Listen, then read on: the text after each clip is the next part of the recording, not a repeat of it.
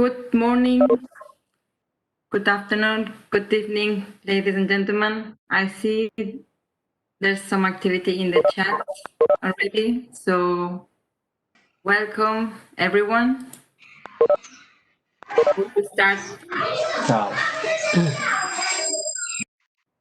We are trying to mute your mics, but please make sure that your mic is muted when you enter the webinar. Thank you very much.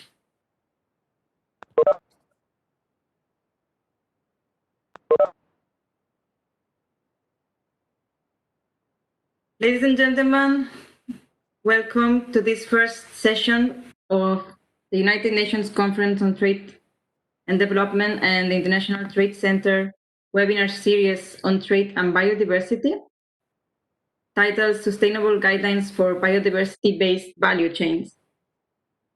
This is Ivana Padierna speaking to you, Program Officer at UNCTAD. It is a great pleasure to be with all of you here today. We have a very international audience.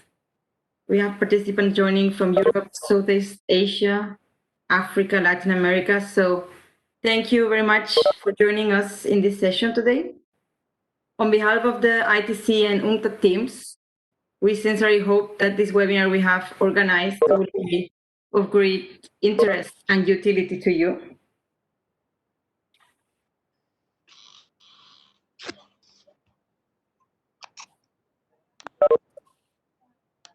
During this webinar, we encourage the audience to please use the chat to send us any questions, queries, or comments you may have. We'll be monitoring the questions and the speakers. Yeah, I was saying that we'll be monitoring the questions and we will answer them after each presentation or in the final Q&A space after the 3 presentations we have today. All presentations and background materials will be available in the webinar website during or after this session. We'll share also this link in the chat so you can have it. Also, please note that this webinar is being recorded for internal use. The recording will be used internally and edited for future trainings and awareness raising.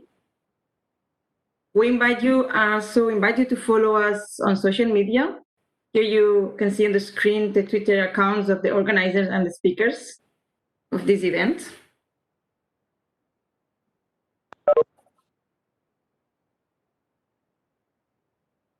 Before starting, I would like to share some basic technical instructions on how to use WebEx. Maybe some of you are more experienced than others with the WebEx platform, but maybe we can have a very brief training of the main features that maybe we're going to need today. As you can see in the picture, icon number 1 is your microphone. This will be often muted by default, but as I was saying, to avoid any background noise, please, I invite the audience and speakers to unmute the microphones when you're not speaking, so you can facilitate our work. Thank you very much. Icon number 2 is the chat.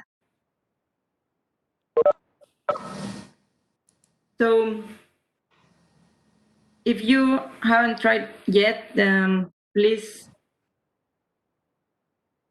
use the chat, and so we make sure that you know how to use it. All questions and comments today will be answered through the chat. So please post the questions in the chat, and we will read it out loud, and the speakers can answer. We move to icon number 3. This is raise hand. For those familiar with the tool, you will find the raise hand button next to your name in the list of participants. It's usually on the right side of your screen. Only speakers need to use this button today to alert the host if they want to speak from the floor during questions and answers. If you press it by mistake, please click again to lower your hand. Icon 4 is share your screen. We are kindly asking the audience to please do not touch this button Doing so will share your screen with all participants, and there's no need to do so. Only speakers and the organizer will play the presentations today. Slide number 4. Here you can see we're going to explain a bit about this webinar series and this first session. This session of the first of a webinar series on biodiversity and trade, organized by Trade for Sustainable Development of the International Trade Center and Biotrade Initiative of the United Nations Conference on Trade and Development, under the framework of the Global Biotrade Program, linking trade, biodiversity, and sustainable development. This is a program financed by the Swiss State Secretariat for Economic Affairs, SECO. So we would like to take this opportunity to thank SECO for their continued support to Biotrade through this program. The purpose of this webinar series is to emphasize the positive role of trade in conserving and sustainably used biodiversity, helping to halt its loss, making trade sustainable by implementing legal and traceable commercial exchange of goods and services which generate social, economic, and environmental benefits such as livelihoods, jobs, habitat conservation, contributes to the Sustainable Development Goals and biodiversity objectives. These sessions aim to promote the shift to sustainable trade in different sectors, private sector, government, etc., and explain why biodiversity and trade can both be beneficial to each other. This webinar 1, Sustainable Guidance for Biodiversity-Based Value Chains, is especially oriented to companies, in particular small and medium-sized enterprises, and producers working in biodiversity value chains and in implementing sustainable practices. The session aims to provide the audience with a clear understanding on what guidelines exist for sustainable sourcing and production of biodiversity-based value chains, show examples of sustainable business models integrating biodiversity conservation and ethical trade principles from Southeast Asia, and also bring a live demonstration of ITC's free and online platform, the Sustainability Map, to identify sustainability standards that are relevant to companies. As you can see on the screen in the agenda, today we have a first 20-minute presentation by UNCTAD Biotrade on guidelines for sustainable sourcing and production of biodiversity-based value chains by my colleague Lorena Jaramillo, Economic Affairs Officer of the Trade, Environment, Climate Change and Sustainable Development branch of the Division on International Trade and Commodities of UNCTAD. Following Lorena's presentation, we have another 20-minute presentation by Helvetas, by Andrew Wilson. He's regional manager of the Biotrade project in Southeast Asia at Helvetas Swiss Intercooperation. Andrew will showcase examples of sustainable business models integrating biodiversity conservation and ethical trade principles from Southeast Asia. We'll have 5 minutes brief round of questions and answer after Lorena, Andrew's, and Anna's presentation. After Andrew, last but not least, our third and last presentation of this webinar will be delivered by ITC, by Anna Batalhone, Associate Program Officer of Trade for Sustainable Development of ITC, who will introduce and do a live demo on ITC Sustainability Map online platform. Then we'll have 20 minutes for questions and answers, and we'll proceed to close this webinar. I'm now going to let the screen to my colleague Lorena. Let's start with the interesting presentations we have today.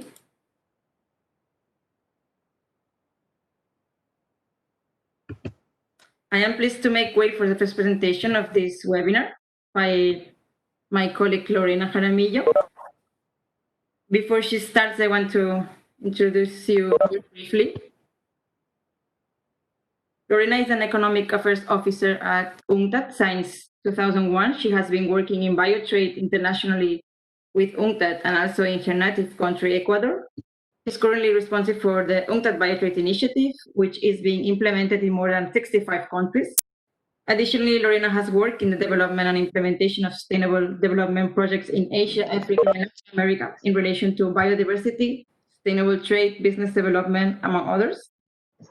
During her career of more than 20 years, Lorena has written several publications related to sustainable development, sustainable trade, and biodiversity, the development of value chains and sustainable supply, reconstruction and peace, among others. She's an economist specialized in sustainable development from the Pontifical Catholic University of Ecuador and has an MBA from the University of Geneva in Switzerland.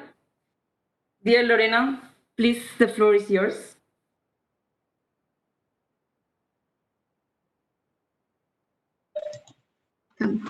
Good morning. Thank you, Ivana. Good morning, good afternoon, and good evening to everyone. You can see my screen? Yeah, okay, perfect. So thank you for joining to this webinar today, and I will be holding the first presentation of the series, which focuses on guidelines for sustainable sourcing and production of biodiversity-based value chain. So my presentation is divided in 3 parts. The first one will be a background information. Afterwards, I will talk about the topic of this webinar and give you some examples. So let's start first with definitions. I wanted to put some key definitions that will help us throughout the presentation. The first one is what is biodiversity? So biodiversity is a variety of life on Earth. It means everything that's alive. It includes the plants, animals, even human beings, for example. Afterwards, I want to go on what are the biodiversity-based products that we're talking about. These are the products that are derived from biodiversity.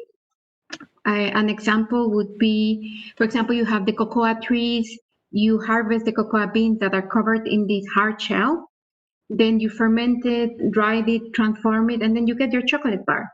And that's a biodiversity-based product because it has from biodiversity origin. But biodiversity also offers us services such as the nature-based tourism or bird watching. Within the work that we're doing, sustainable use of biodiversity is essential. And what is sustainable use? It's the use of biodiversity in a way and a rate that not lead to its long-term decline. And last but not least, another definition I wanted to tackle was what is a value chain. So it's a relationship established between actors involved in a productive activity with the aim to add value in each stage of the value chain. Wait, I cannot change. Okay, perfect. Sorry. So what do we mean with each stage of the value chain? So we mean we're going from producers, processors, hunters, then the processors and the distributors, traders, and finally the consumers. This is a very simplified version of the value chain. And these are the direct actors, but the indirect actors are like the government that provide the guidance and the framework upon which the activities are developed, or even academia, business incubators, among others.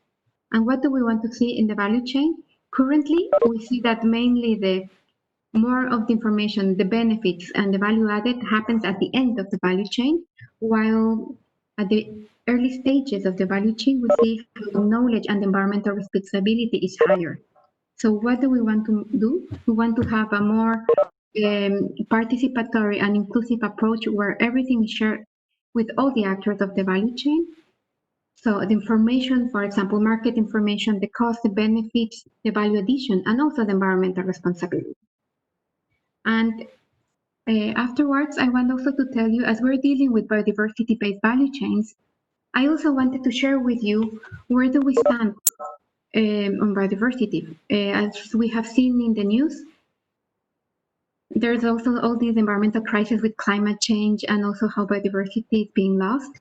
That is popping up every time more in the news. The reason is we have seen how around 1 million plant and animal species are facing extinction and biodiversity is lost is projected to accelerate up to 2050. We also saw early this month how the WWF report highlight an average 68 decline in animal populations tracked over the last 46 years. We also see, like in the Global Biodiversity Outlook that was launched last week, we see that we are not on track to live in harmony with nature. And why is this important? Because biodiversity is the livelihood of over 4 billion people. Biodiversity provides food, medicine, shelter, transportation, for example, and it's not only for the people that it's important, but it's also for businesses and many industries, as biodiversity provides inputs or ingredients as well as the services to enable businesses to operate.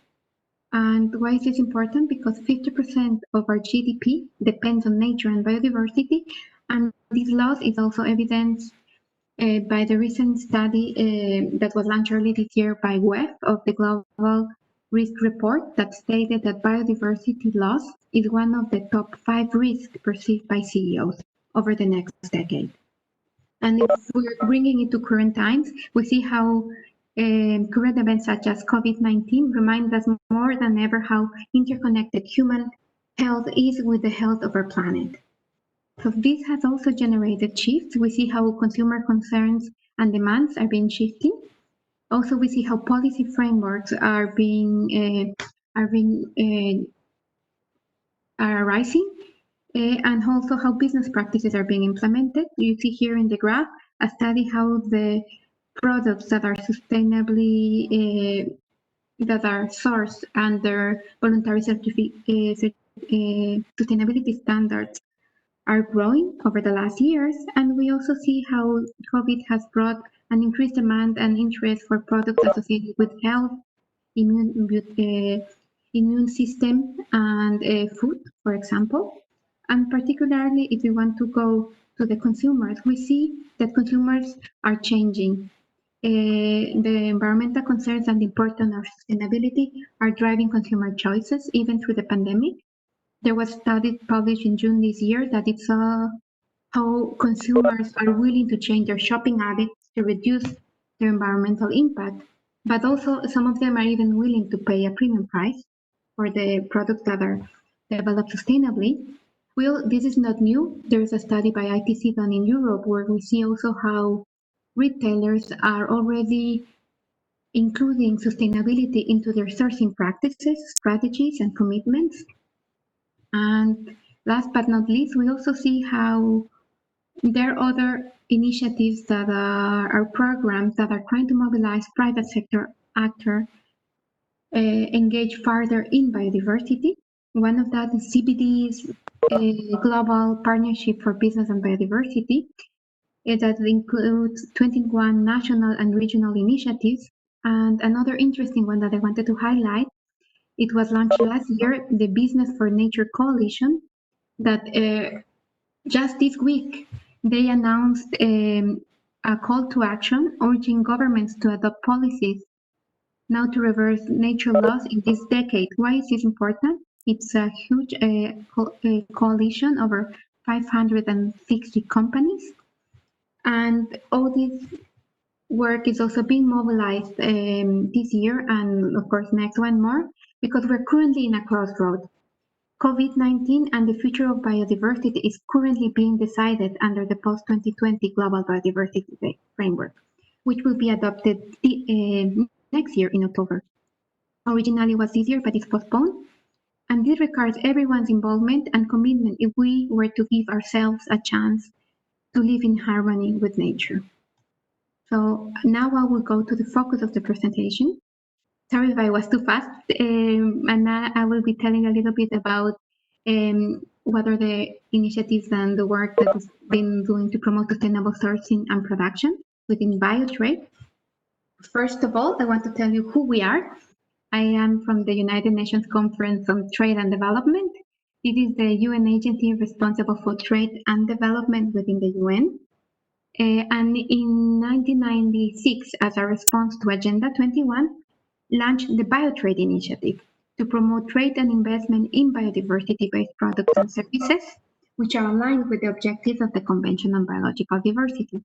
But what is biodiversity? So we are talking about biodiversity, the activities that are related to the collection, production, transformation, and commercialization of products and services derived from native biodiversity under environmental, social, and economic sustainability criteria that we normally define them under the Biotrade principles and criteria. You will see them here in green. They're the first ones are related to the objectives of the Convention on Biological Diversity. The fourth one is related to socioeconomic sustainability, afterwards legal compliance, respect for the right of actors, and clarity on the right to use and access to natural resources.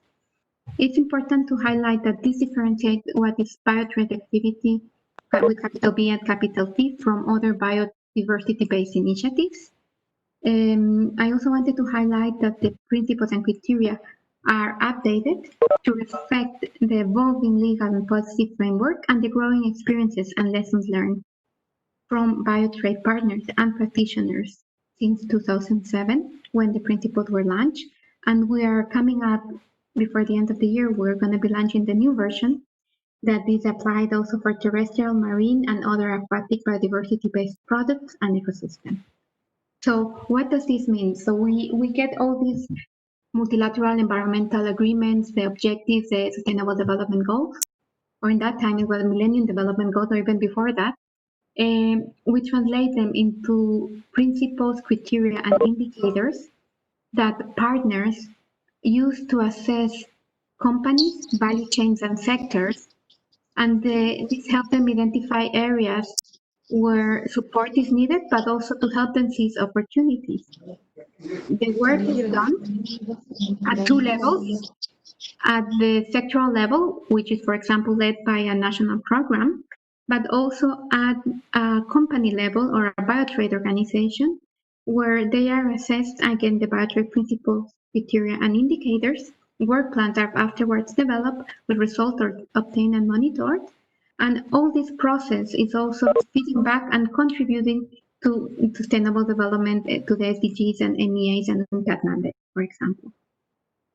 So, how I told you, Biotrade is implemented by partners at the sector, value chain, and business level. We normally work with national and regional partners through programs.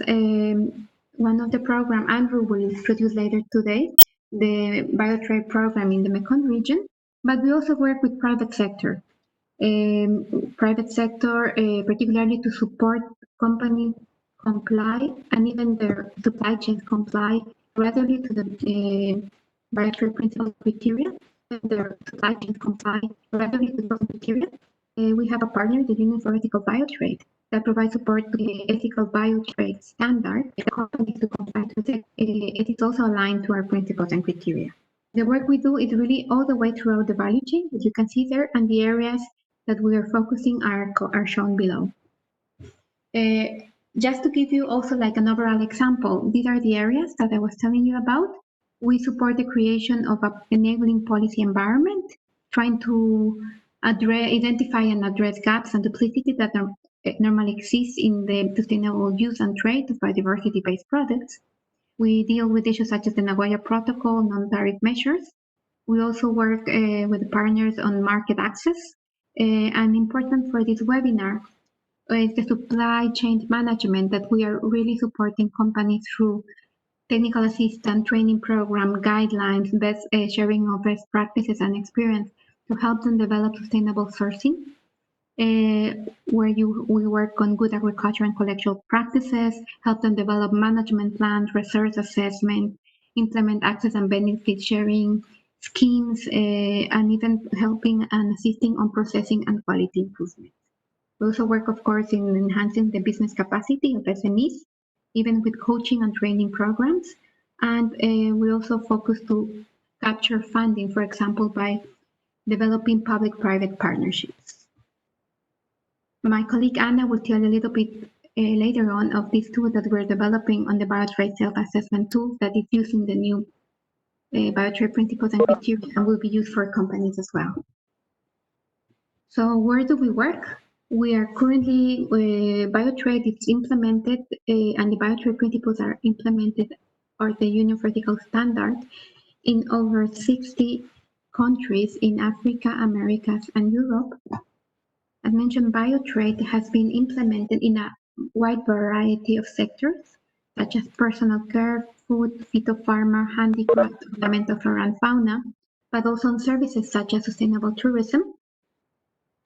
We have seen only the last year that the sales of the companies that are implementing the Biotrade principles and criteria, other companies, associations, or projects, is reach over 5 billion euros, and the Biotrade is directly benefiting around 5 million beneficiaries. So all this network, this is the network of UNCTAD Biotrade partners that are working at national, regional, and international level. We have the national and regional programs, where we will hear later today about the experience in Asia, and also want to announce a new initiative, the Blue Biotrade, that will be launched next month. So follow us on Twitter, that we will be focusing on Blue Biotrade in the Caribbean. Then we're also working with NGOs, business associations, development banks, UN agencies, and that's our emails if you want to have further information. Also, during the webinar series, we will talk more in detail about the work and other work that other organizations are doing on trade and biodiversity. So thank you very much, and please let me know if you have any questions.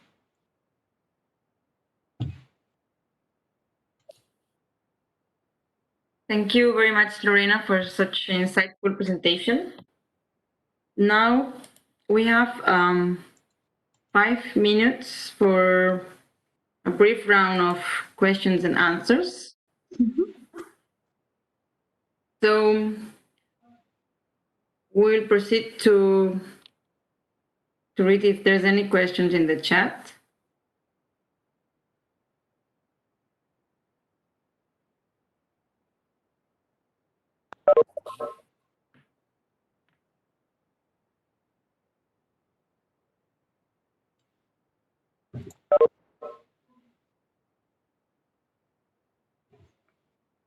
Oh, I'm happy. Everything was clear. If not, we can also have further questions and answer at the end. Yes, exactly. We also have. Hello. Hello. Hello, Lorena. Hello, Ivana. Hello. So nice to meet you again. Yeah. Hi, sir. So I would like to start question. I start with some question. Today, we are getting opportunity to attend in this webinar. This is a very opportunity for our partner. We are working with the 17 partner in Myanmar for the development of the biodiversity sectors. So in this phase, now we are phase 1 is already done. In the phase 2 is a continue. In this manner, we are starting into the phase 2. My question is, in this phase, we want to be the proper biodiversity awareness raising for among our partner and collaborators. So that's why, and UN and that is it's a one. There's a very first entry of the biodiversity and conservation. So you have a lot of knowledge. So that's why, what kind of support from your side for our partner? That is my question. Yeah, thank you. So, thank you very much, Sa. I don't know if there are other questions, or I'll answer this one directly, Ivana. Yes, please, Lorena, if you want to ask this, and yeah, I can read the. And then maybe we focus on A. Okay, so thank you, Sa, for the question. Yeah, within the work that we are promoting with Biotrade, we can organize like this type of webinars to raise awareness. We have also can mobilize also the network and the expertise of other partners to share with you best practices, lessons learned. There's also joint events, newsletters, and activities that we can work together to raise awareness about biodiversity, mobilizing other actors like governments, even the CPT Secretariat will be crucial, or CITES Secretariat. So we're working together. We have also a brief discussion this week or last week to see how do we even develop a joint communication strategy with the new program so that we help in upscale and also bring the experience of the other partners together. So thank you very much. And we can Thank discuss you. this also further. And Ivana is the expert that is dealing on that. So, thank you. Thank you very much, Lo, for this question. And thank you, Lorena, Yeah. for your answer. We have other questions in the chat. We have one question from Sidiki Diaz. Please apologize if I'm not pronouncing this name properly. Asking where and in what commodities Biotrade working in West Africa. Any contacts for collaborations that you can share with me about West Africa? I don't know, Lorena, if you want to reply to this question.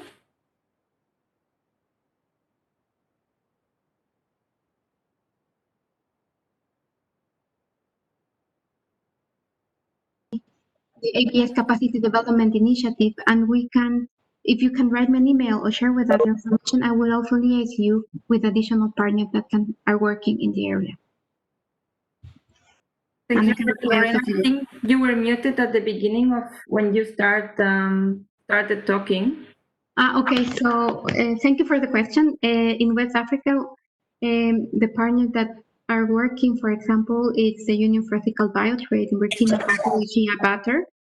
But also we have another partner with this ABS Capacity Development Initiative, and we're pleased to share with you the information. I'll get the information from you and send you an email. So thank you very much. Maybe I'm not sure, do we have time for one more question or we jump to the next presentation? Hello? Hello? Question? Yeah.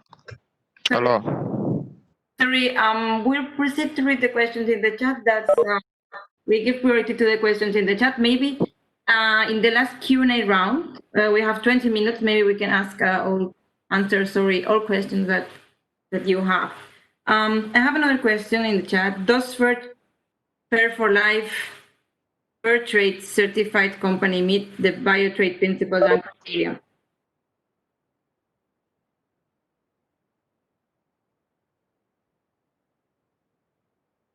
Let me know if we have time to answer this question, so we can do it at the end.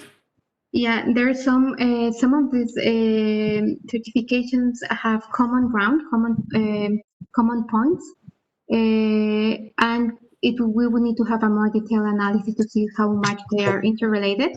Also, with the tool that Anna will be presenting you today, you will see what is the relationship between these two voluntary sustainability standards. So that answer, hopefully, also after Anna's presentation, you will see, because we're creating a tool to help you with this. Thank you. Thank you very much, Lorena. I think we can now move to the second presentation. So yeah, just right before Andrew starts the presentation, I'm going to introduce him to you. Andrew Wilson works as a regional program manager and market systems expert for the Swiss NGO Helvetas Swiss Intercooperation. He's currently based in Hanoi, in Vietnam, and covers the Mekong region countries of Vietnam, Laos, Myanmar, and Cambodia, where he manages the SECO-funded regional Biotrade 2 program, among other tasks. Andrew's area of specialization is private sector and market systems development in sectors ranging from agriculture and non-timber forest products to tourism, IT, and tradable business services. Also, outside of business hours, he's a keen cyclist, paddler, and father of 4. Dear Andrew Wilson, you have the floor. Please go ahead. Thank you, Ivana, and thank you everyone who is online with us. So I will talk about biotrade in the Mekong region, and we're just about to enter the second phase of a longer-term program funded by the Swiss, sorry, could we have next slide, please, Ivana? So second four-year phase of a longer program funded by the Swiss State Secretariat for Economic Affairs, or SECO. The goal of this program is to promote the growth of sustainable trade that benefits people and environment, but to do so through ethical biotrade. Now, as you could maybe tell from my introduction, we previously have covered Vietnam, Laos, and Myanmar. But as of this month, we will start also considering opportunities in Cambodia. And until now, we've dealt with 15 different products ranging from fairly common things like wild and shan tea to more exotic things like Siam benzoin or Indian prickly ash, which are things that can be used for perfumery or as spices. And so far, we've supported 35 companies to implement increased social, economic, and environmental sustainability. But we plan to expand fairly substantially in the new phase, although we will no longer work directly with companies, but rather with partners that will support companies in implementing biotrade. Next slide, please. So with that brief introduction, I'd like to give you three examples of products or product groups that have really taken off and done well with the biotrade business model in Southeast Asia. The three that I've picked are to give you a little taste and variety, and I know some partners seem to be online with us. I respect all that you have all done, but had to make the difficult decision of which of these things to choose. So for Vietnam, I'd like to talk about cinnamon. And Vietnam is one of the biggest cinnamon producers in the world, along with countries such as China, Indonesia, and Sri Lanka. And here we deal with cassia cinnamon, which is the common Chinese species or variety of cinnamon, but also now are starting to work on Saigon cinnamon. And I'll come back to that because it's a nice impact of how things have developed here.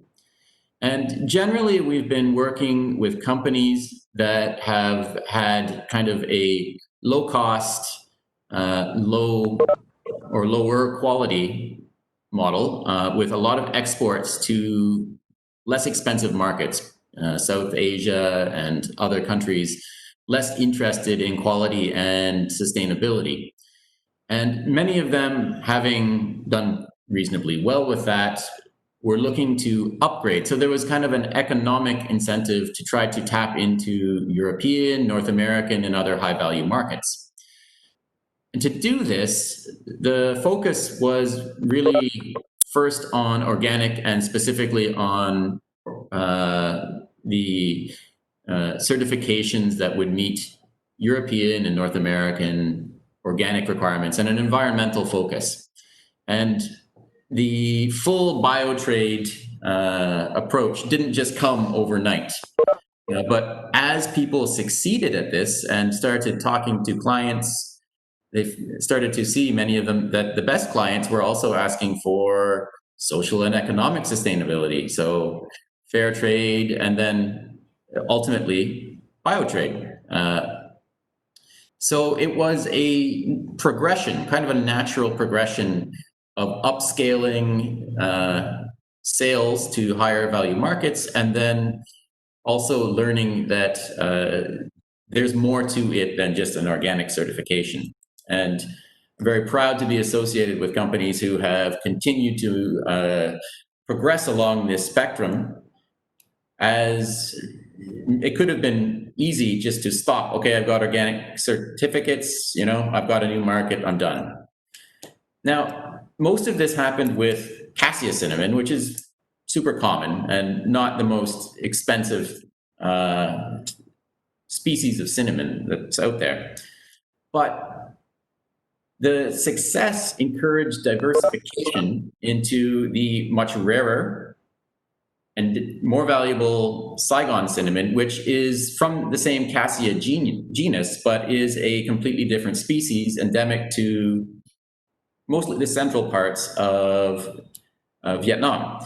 So by entering and making the common type of cinnamon more into a Biotrade product, we eventually got to a point where some of our partners are now working very hard developing this very special local species of cinnamon grown under really very natural and nice biodiversity supportive conditions in the center part of the country. And essentially this, in the longer term of like the last 4 years, has led to a continuously increasing group of companies at one level and then producers at the other level who are shifting to more sustainable and fairer production. So with the amount of momentum that the cinnamon sector has in Vietnam, I would say that we've reached a point where the shift to sustainability is moving under its own motivation, and it's no longer requiring the kind of support because people actually believe and have seen that this can be a successful business model. Next slide, please. Now, I mentioned a more exotic product, often known as Indian prickly ash. It's got the rather tongue-twisting scientific name of Xanthoxylum retsa. Now, it's not a common product, but it's a fairly common species through South and Southeast Asia. And it tends to grow in disturbed sites, especially around long, fallow, shifting agricultural land. And for those of you who are not so familiar with the agricultural ecosystems of Southeast Asia, these long fallows are quite diverse, and they're under threat by shortening fallow periods, so that it's turning to a grass-based fallow between crops of rice or other crops with much lower biodiversity than previously. Now, this product is traditionally used as a spice. It's very similar to Szechuan pepper, but its demand is a bit limited in that market, and mostly used in some areas of China, Vietnam, Laos, and Myanmar. But what we found was that this peppery and lemony, tingly, cold-smelling product is really attractive for fragrances and personal care.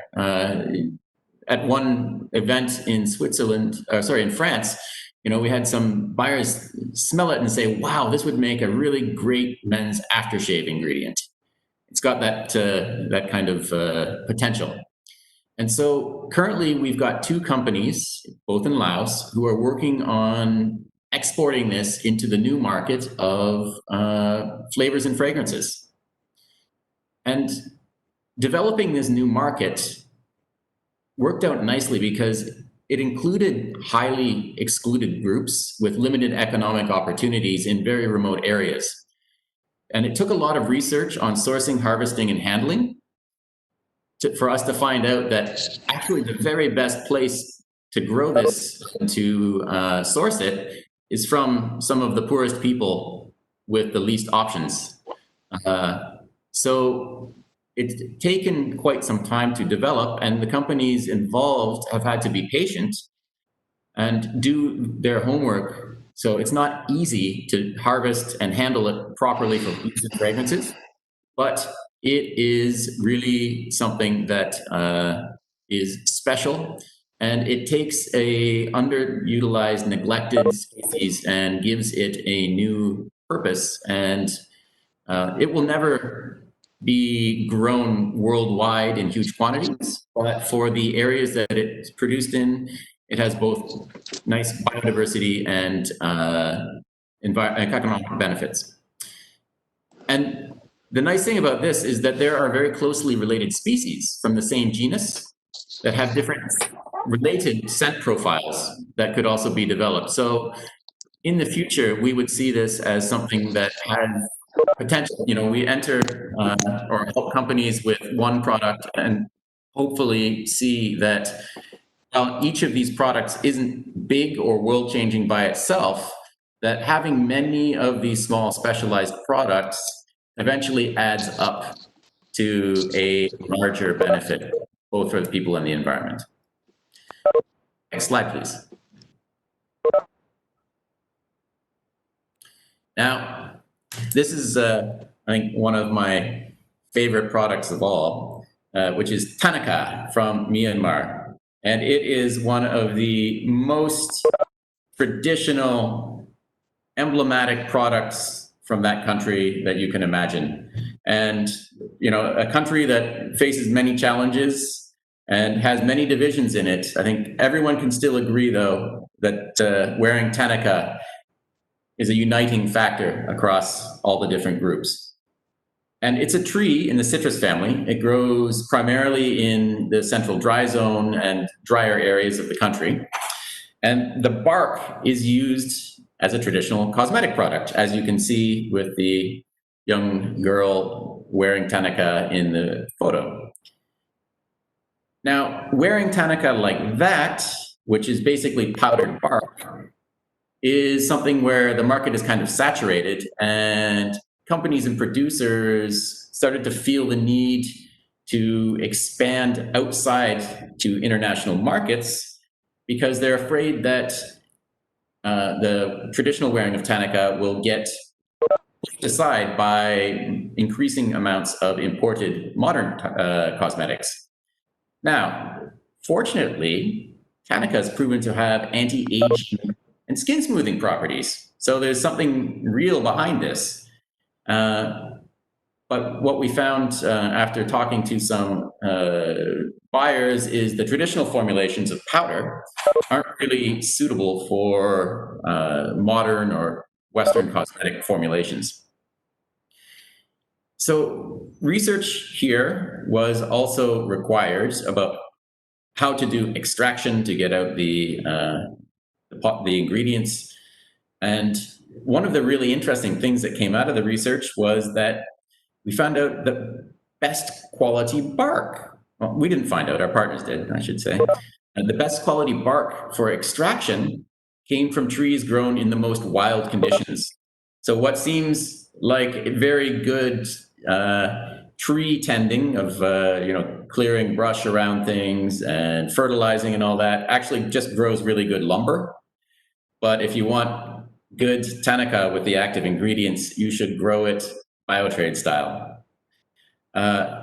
So to make all of this happen and to be able to tap into Western markets for this new product, which is an ongoing process. I mean, there's a foothold now, but it will still take time for it to roll out further. There's had to be co-investments in both environmental and economic sustainability and supply chain traceability by both producers who grow these products and companies. And that's now got them to a point where extract of Tanaka is available with some first suppliers to the cosmetics industry in the West.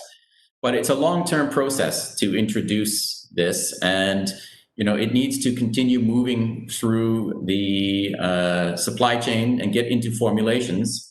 So we expect that this will take place over the next few years, but it just goes to show that really, if you want to have a big change, you need to have the patience to see it through. And I'm very, very glad to have worked with partners who are willing to put the time and energy, as well as the money, into seeing this through and introducing this new cosmetics ingredient to the world. So, one other thing to mention, because this is a quite new ingredient, there's also been some support, especially recently, for access and benefit sharing. And while the system for ABS is not fully set up in Myanmar, I'd like to say thanks to UNCTAD. An example of what they can do to help is they provided one of our partners there with model clauses on how they can limit their liability while exporting this product into new markets. So with that, I'd like to wrap up, and I guess we open to some questions.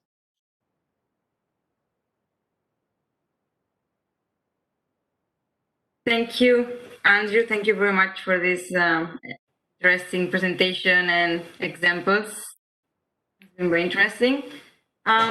If you have any questions, please note we will only take questions from the chat and speakers will be replying.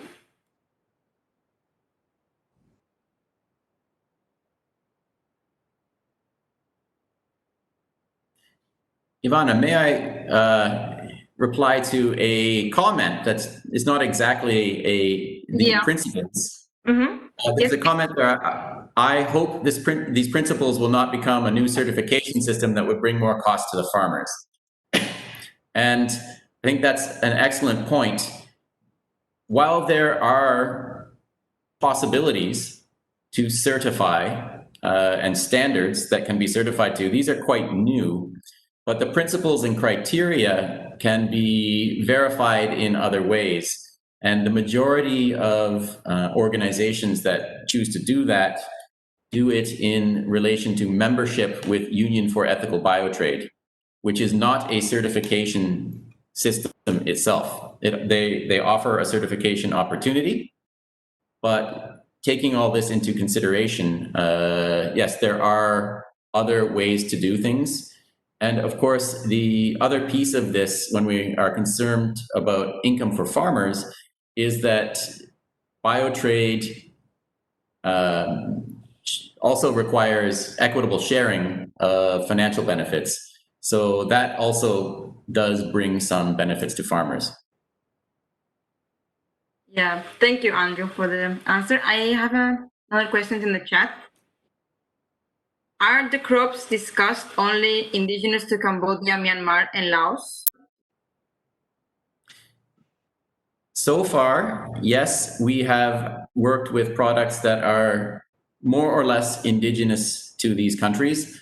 Although there's a few that have been grown for so long, nobody knows for sure how long they've been here. An example would be jujube in Myanmar, which is part of the natural ecosystem there, although we can't prove that both species of jujube have always been there.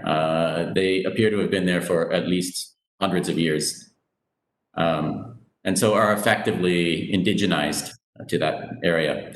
In the future, we may work with some things that are not indigenous, but that lead to biodiversity benefits due to the way that they're grown and produced. Thanks, Andrew. If my colleagues want to complement, Lorena, you have the floor. Thank you, Ivana. Just to complement also what Andrew was saying, it's the biotrade principles we have for the Union for Ethical Biotrade, but the tool that we're developing right now with ITC, the company self-assessment tool, will also be helping you because many of the activities that you're doing, they're biodiversity friendly and they align with the work that we and the principles that we're promoting, which are not new. As Andrew mentioned, they were launched in 2007 after it was peered and field tested by partners across the world. So it will help you to see what are you doing, and it will provide you also the information and the guidelines on even training programs that could be available for you to participate. For example, national programs can assist you also on that. Thank you. Thank you very much, Lorena. We take one last question.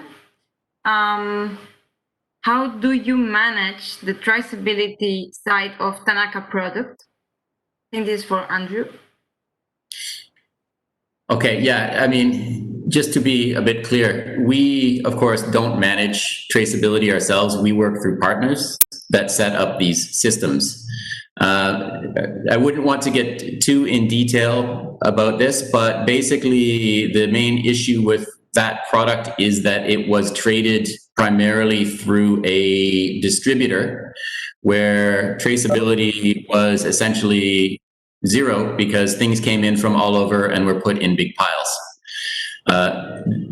The short answer is through better links between Tanaka grower groups and companies who are now collaborating directly in the sustainable production of Tanaka. If you are interested to learn more detailed information about traceability of the Tanaka sector, I invite you to contact me or my colleague Zolmin Wu, who asked a question just a few moments ago, who can provide much more information. Thank you very much, Andrew. We'll take the rest of the questions at the end in the Q&A space we have. Now it's time to pay attention to the third last presentation we have today. This presentation will be provided by Anna Batalhone. I stopped sharing my screen so my colleague can present, but I'm going to introduce Anna to you. Anna Batalhone is an Associate Program Officer at the Trade for Sustainable Development program of the International Trade Center. She works with trade-related technical assistance program to support small and medium-sized enterprises from developing countries to increase their competitiveness through the adoption of sustainable business practices. She co-manages ITC's collaboration with the UNCTAD Biotrade Initiative to leverage the understanding of guidelines on sustainable sourcing and production practices of biodiversity-based products among producers and companies. Anna holds a diploma of advanced studies in corporate social responsibility from the University of Geneva and a master's degree in international affairs from the Graduate Institute of International and Development Studies. Before joining ITC, she worked in different government agencies and international organizations in Brazil and Switzerland. Dear Anna, the floor is yours. Please proceed. Thank you, Ivana, for your kind introduction. Can you just confirm that you see well my presentation, my first slide? Yes, we can see it. Okay, perfect. So good morning, good afternoon, good evening, everyone. As mentioned, my name is Anna Batalhone, and I work at the International Trade Center. And in the next 15 minutes, I want to show you a very practical tool developed by ITC to help companies and users in general to identify, compare, and self-assess their business practices against voluntary sustainability standards. After this, I will quickly show you, share some information about an upcoming tool that is being developed by ITC and the UNCTAD Biotrade Initiative to help companies better understand what does it take to apply the Biotrade principles and criteria. But before jumping into my presentation, I want to quickly share an overview about what is ITC. ITC stands for International Trade Center. It's a joint agency of the United Nations Conference on Trade and Development, UNCTAD, and the World Trade Organization. We are based in Geneva, and our main mandate is to support small and medium-sized enterprises from developing countries to internationalize. That means that ITC is working with those SMEs in developing countries to help them become more competitive and connect to international markets for trade and investment. And one of the public goods that ITC has been developing over the past 10 years, is called Sustainability Map. You can see my slide, what is the link to access the tool, but we will also switch to the tool, so I will make a short live demonstration of how it works. And this tool was actually created with the aim to promote transparency in international value chains with regard to voluntary sustainability standards, but also to share information about different initiatives, different market trends related to sustainable markets and sustainable value chains. The tool is pretty much composed by 3 modules: the standards map module, virtual network, and market trends. For the interest of time and also the purpose of my presentation, I will only show you the standards map module, but I also invite you to navigate, to explore the tool. And if you do have any questions or comments, I also invite you to reach out to me, because I will be happy to clarify any questions you have about the other modules.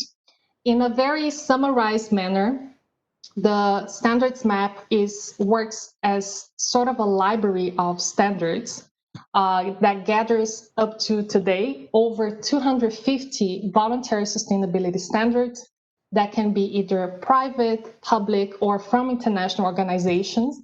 And it allows users to really assess, identify, and compare those standards. And now I will switch to the page so we can see together how does it work and what it takes to navigate this module. And I will stop sharing my screen, and then I will share again with the page.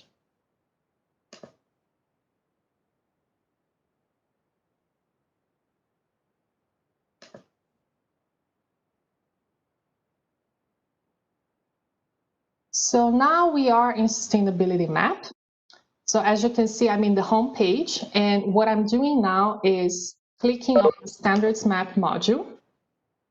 And here you have a short introduction of what is the module about, what are the benefits, what are the features of the module for different users, especially for companies. I will click again on Go to Standards Map so we can see how the tool looks like. And as you can see here, there are 273 standards, sustainability standards, that were included in the database of Sustainability Map. This number is continuously growing. As you can imagine, once, like over 10 years ago, we really started from scratch, and every year we're including more and more standards in the tool. We don't have all the standards, but I think 273 is already a good start for companies to start understanding and comparing how these standards relate. And the best way to see how the tool works is to have an example. So I will pretend I'm a company from Ghana, and I am actually processing natural oils, and I'm interested to export to the European market. With these 3 pieces of information in mind, we are going to see which standards would apply to my criteria. Yeah, being a Ghanaian company producing natural oils, willing to export to the European market. And I will include here in sector product the name of my product.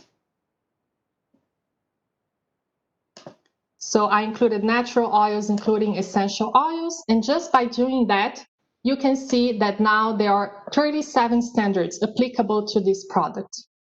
I mentioned that I am a company from Ghana. So I'm also including this information in the future.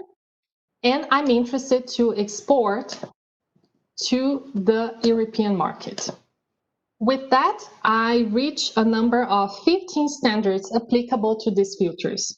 You can also explore other filters available in the tool, but for the sake of the presentation, we will keep it simple. So now you can scroll down, you can see all the standards applicable to the filters I have chosen. You can read one by one, but I want to show you how you can compare them. So we will select 2 standards, the first 2 standards we have in the list. And when you do that, you see at the bottom of the page options of what you can do with these standards. I want to compare them side by side. So I'm clicking here, comparing side by side. And when I do that, I see again the name of the standards I just selected. And I can see 2 different tabs. The first one is what are the standards requirements? So what are the sustainability criteria that is covered by each of these standards? And the first information I have are these two very colorful graphs that are actually showing me what is the number of sustainability requirements covered by each of these standards, so I can compare them. Let's take a look at the green bars. The green bars, they relate to environmental criteria, so environmental requirements by the standard. The first bar refers to Fair for Life, which is the first standard I chose. The second one refers to EcoVadis, the second standard. I can easily see here that EcoVadis covers 95 environmental requirements, whereas the second standard I just chose covers 55 environmental requirements. And I can do this analysis for each of these bars in the graph. For example, social, which is illustrated by the gray bars, Fair for Life covers 74 requirements, whereas EcoVadis covers 75.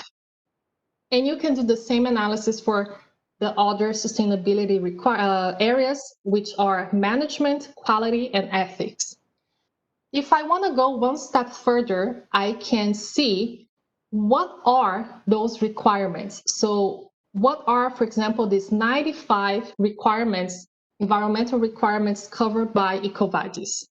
And by doing that, I will scroll down again in my page, and I will see this table with the standards side by side and all the sustainability requirements that are covered by one of them at least. So for example, I see here in environment, I'm looking at the soil general principle. Both standards, they cover this principle. But what does it mean, this principle, in practice? I can expand the view of each of these requirements, and I can have more information of what is the exact text in the standard related to this requirement, what is the degree of obligation of this requirement if you as a company wants to pursue a verification or a certification process. And you can also have more information related to the link of the document and so on. So I can do this analysis for every single sub area under environment, but also for all the requirements covered by, for example, soil. And this analysis actually allows me as a company to compare up to 4 standards at the same time and have a better idea of what are the sustainability requirements covered by each of them, how they compare to each other, but also what are the processes that it comprises, that entails to pursue a verification or a certification process. And this information is found in the second tab of the page, how do the standard operate? Here I will have information about what is the governance system of the standard, how does the audit take place, what is the minimum level of conformity assessment, what is the frequency of audits, average duration. So all kinds of information related to what does it take to actually pursue that certification verification.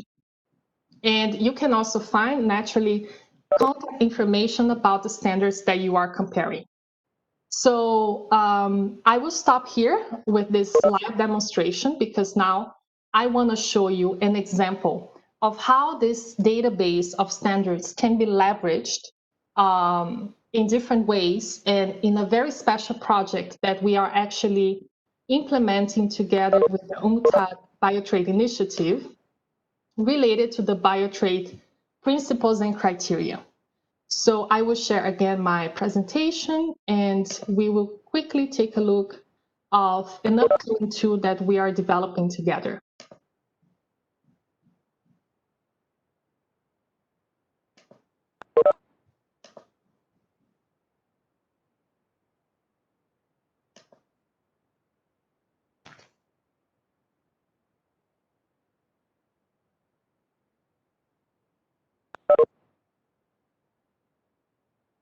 So as already mentioned by Lorena and also by Andrew, they are the guidelines, the Biotrade principles and criteria.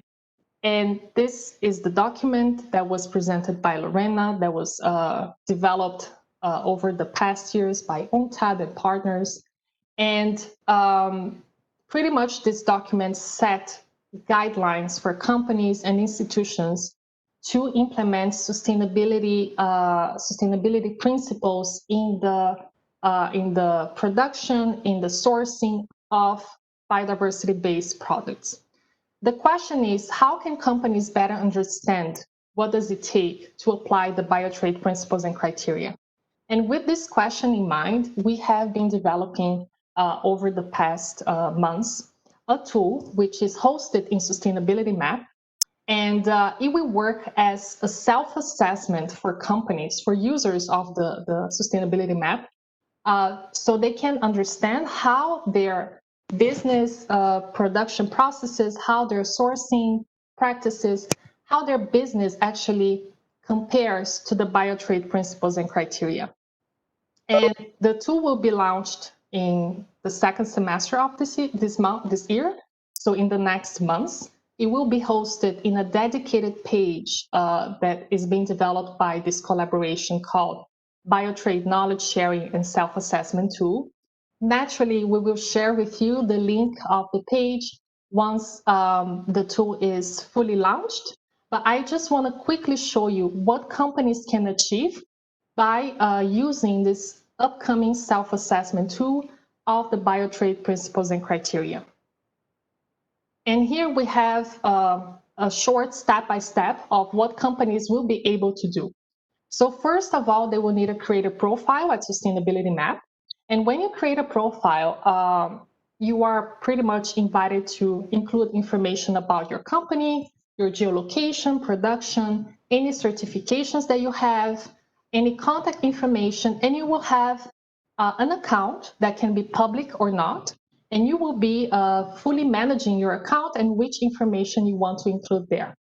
Once you have this account, you will be invited to go to the Biotrade Knowledge Sharing and Self-Assessment tool, and there they will be it will host the entry point of the self-assessment tool, which pretty much will look like a questionnaire with different questions and different criteria related to the document of the Biotrade principles and criteria, but a customized questionnaire for companies so they can pretty much self-assess their performance against the Biotrade principles and criteria.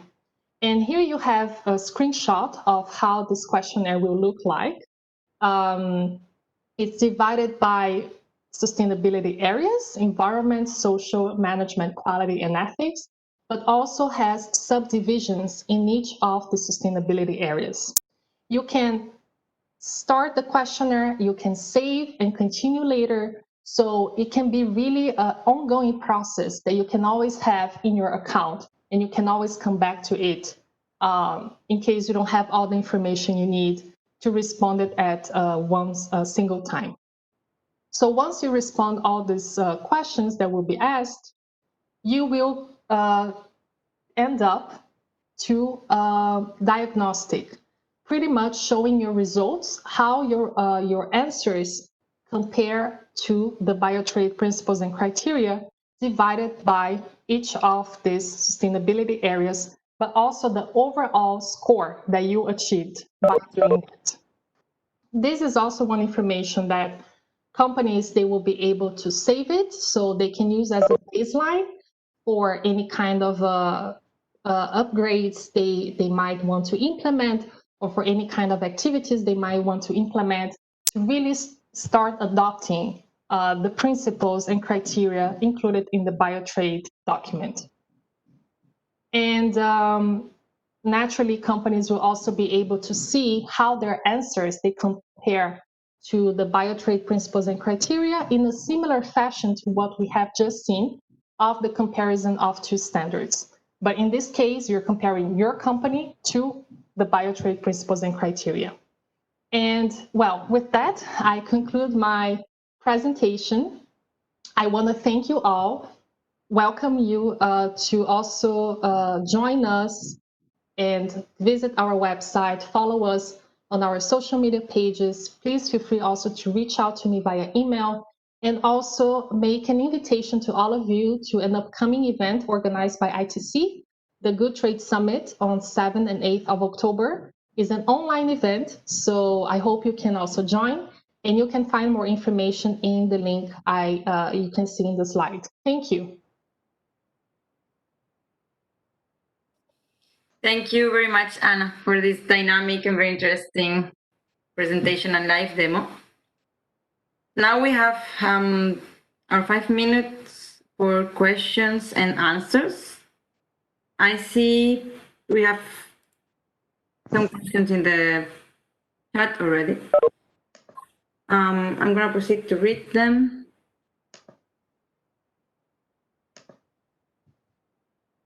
Yes, so first question that I saw came was if the sustainability map has replaced the standards map.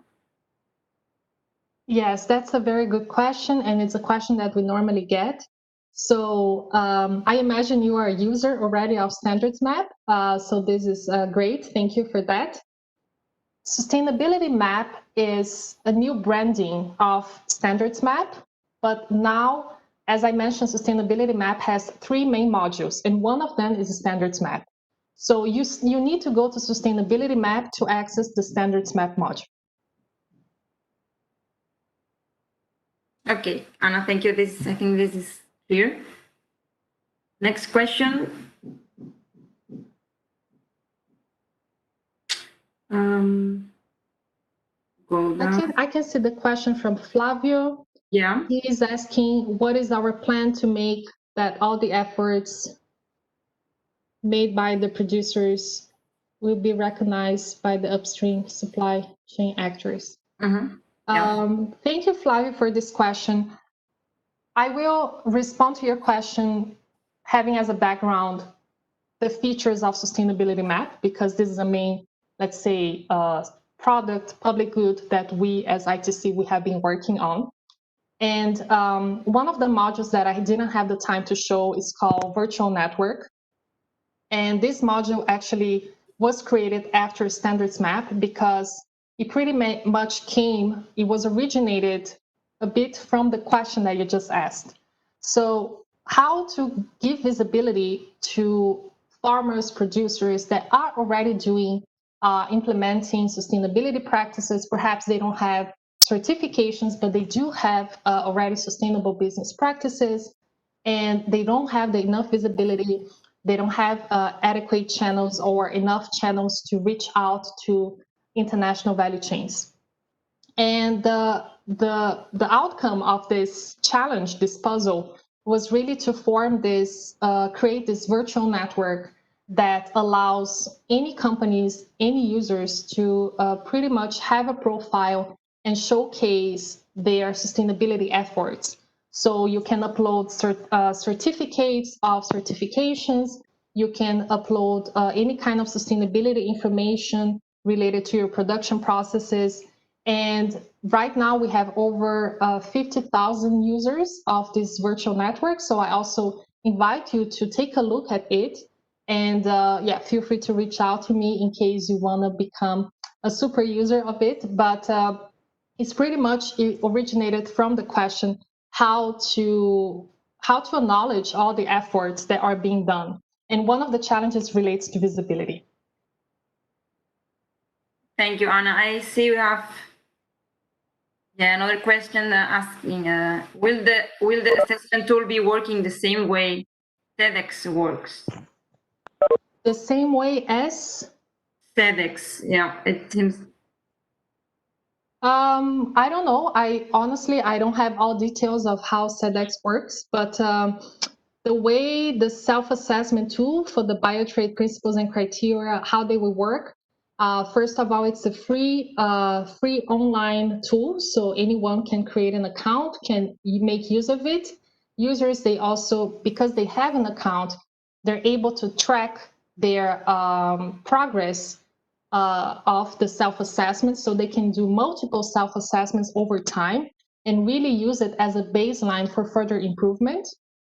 They can also share the results of the self-assessment if they feel comfortable with that. But naturally, it does not replace any kind of certification or verification. It's really an entry point for companies willing to start exploring and adopting this sustainability guideline set in Biotrade principles and criteria. Thank you, Anna. We have another question. I don't know if you already answered this during your presentation, but there's a question: could such self-assessment tools also be developed for other standard principles of fair trade?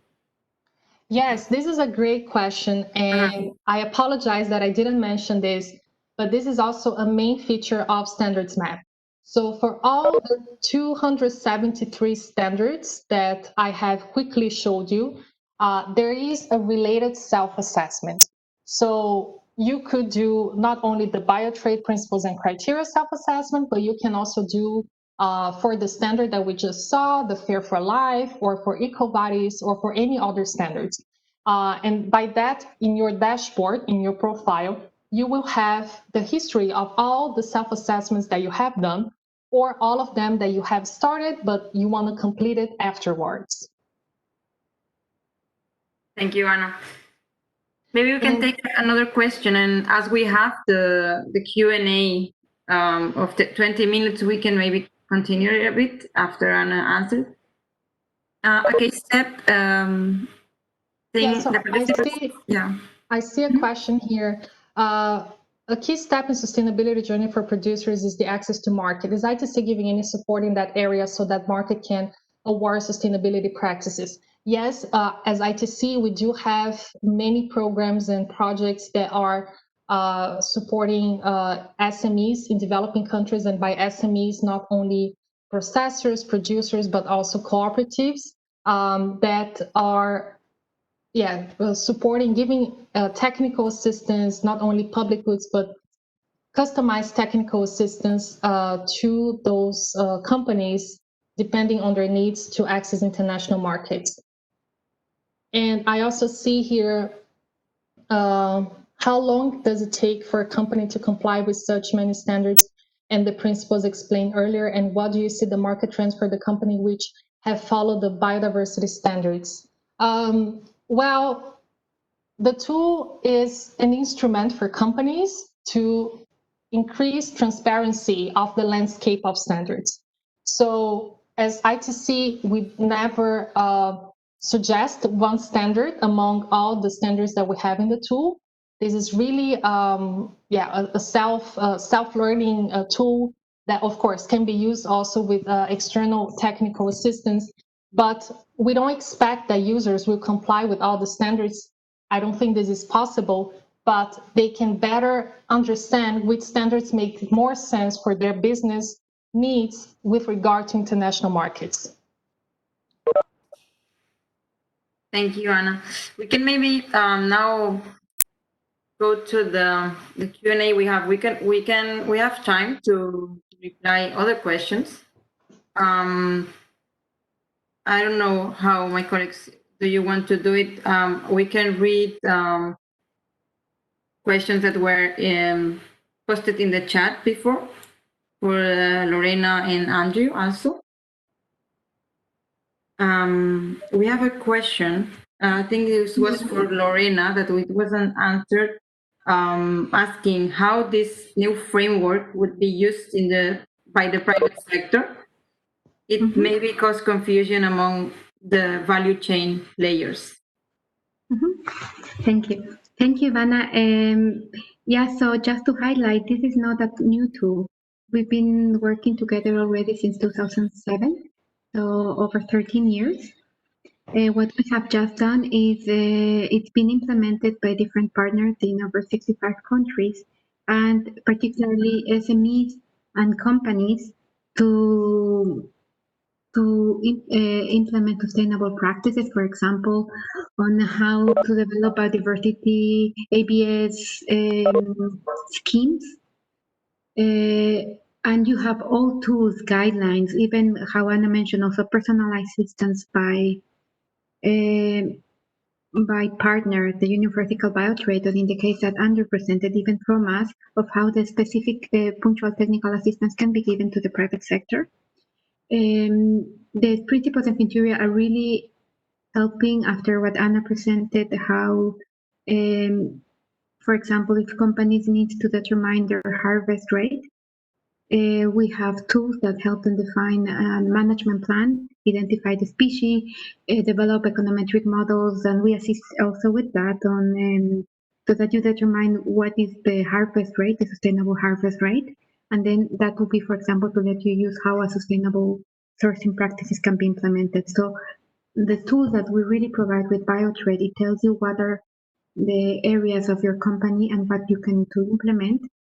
And it's not new. We've been working on this all over, and then just also maybe to complement also what Anna was saying is that the tool is really how are the minimum standards are requirements that were mentioned.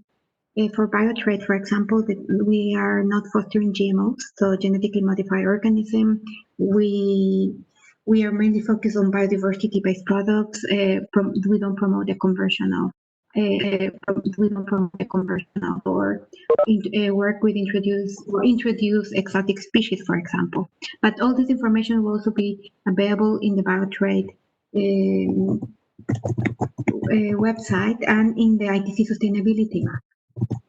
So Thank just you, Lorena. to finalize, thank you for the question. Thank you. I'm going to proceed to read other questions that maybe I think were addressed to Andrew, because we are almost arriving at the end of the webinar. We will have a few minutes for other questions. But please note, if there's any questions we cannot reply today, we will do it bilaterally afterwards. I think there was a question asking, I think, Andrew, this was for you. Are there existing buyers of Biotrade certified or listed producers who openly show interest?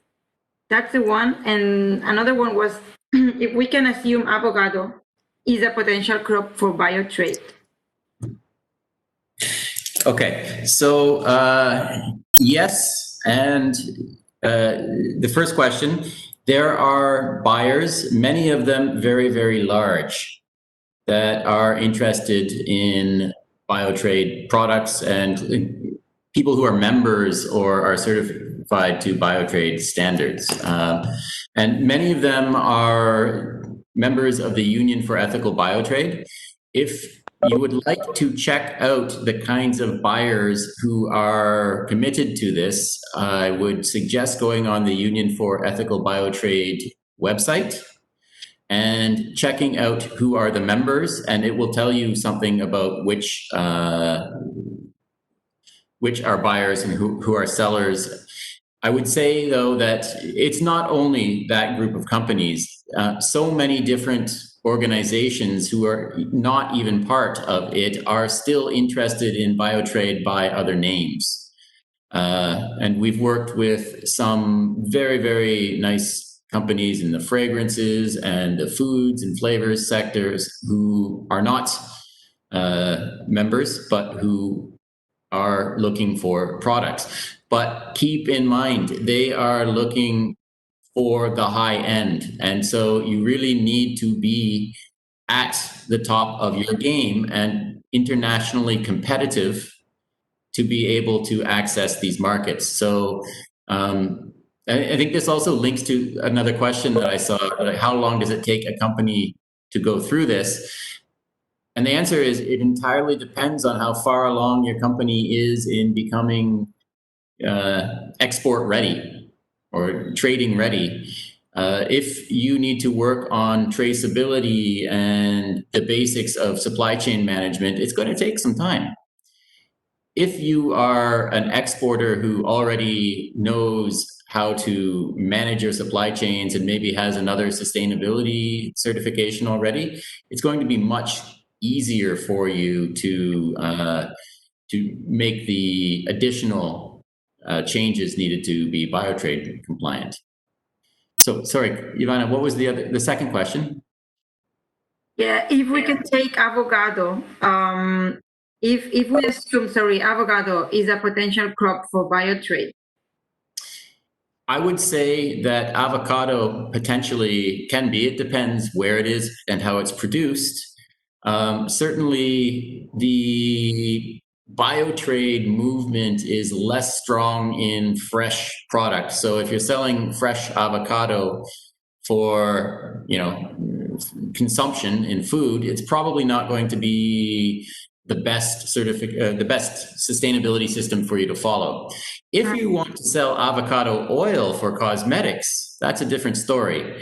So I think this is where the rich information available from people like ITC, UNCTAD, and Union for Ethical Biotrade can really help you think about what is the right type of certification for your product and market niche or market goals for the future.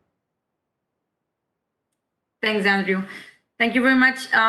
We are very happy because we have a lot of questions. That means the webinar has been interesting, but we are running out of time. We have to finish this webinar.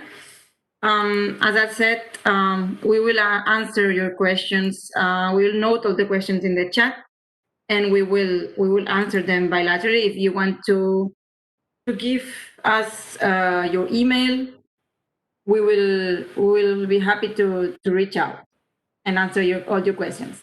So thank you very much for your participation today. Just a few quick reminders before we close. As previously mentioned, we will share all the information, all the presentations and information about this webinar on the